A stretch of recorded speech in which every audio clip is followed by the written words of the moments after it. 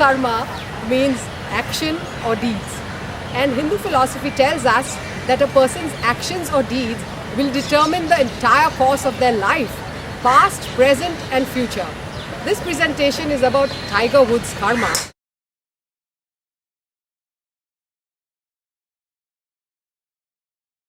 Just as every action has an equal and opposite reaction, every golf backswing action must have a counter reaction to bring the club back to the ball from address to a very similar impact.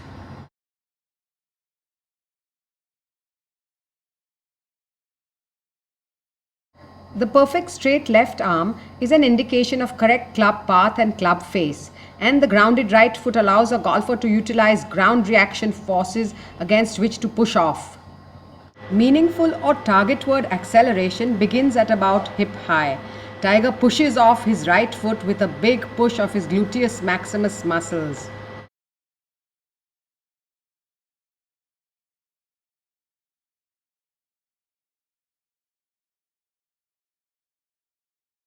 So how does Tiger's body get from address to impact via this top of backswing position? And also after having traveled through these positions?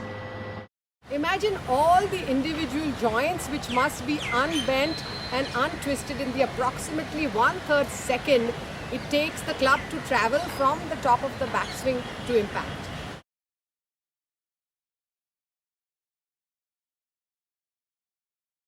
And the word I use for joint mechanics is simple common sense. And we're using Tiger Woods as an example.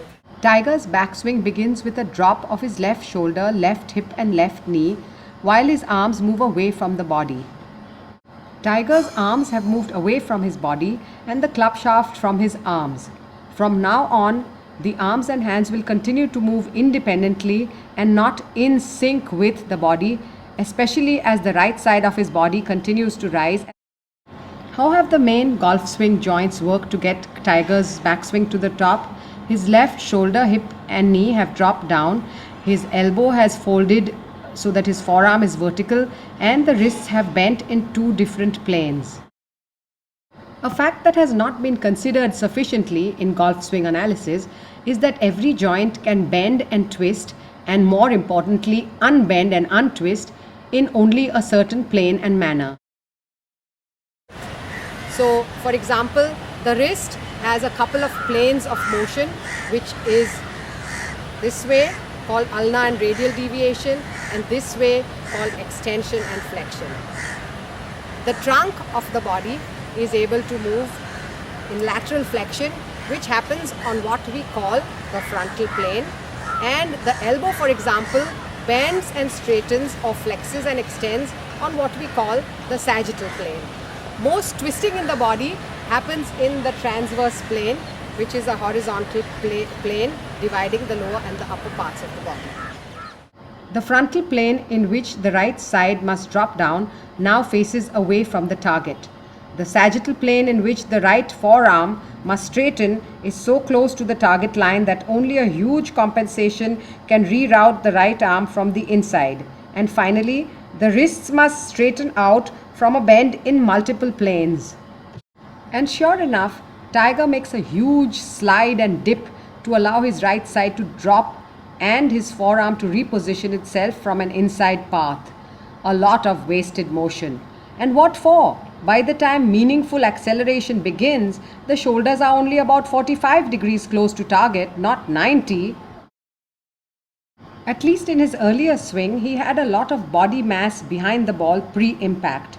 In his new for 2010 swing, he shrinks more and has most of his body ahead of the ball. The movement to drop the right upper body down means a lot of effort he could have used for forward thrust is wasted in a dip and straighten movement. Wouldn't the most reliable swing be one in which the least number of joints are made to unbend and untwist when coming from top of backswing to impact?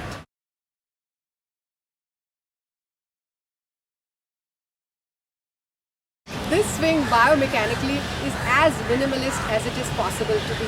The setup ideally is the time when you can absolutely put your body into position from which it is unable to do anything other than make the least number of movements, and this is how the setup works.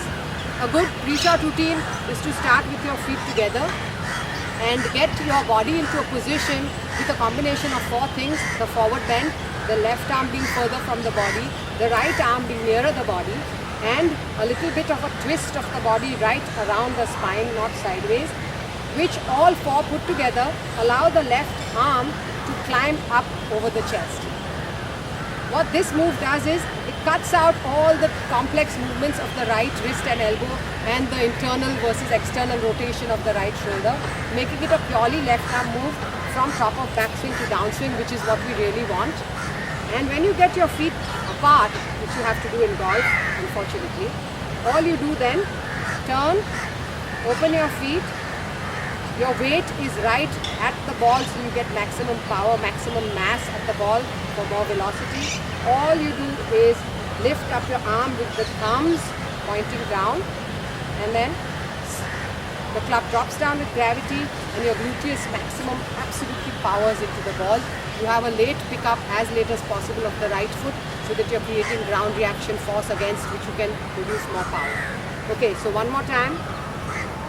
Feet together, check your distance from ball, your height of hands. Twist tightly around the spine, open your feet, pick up your left arm,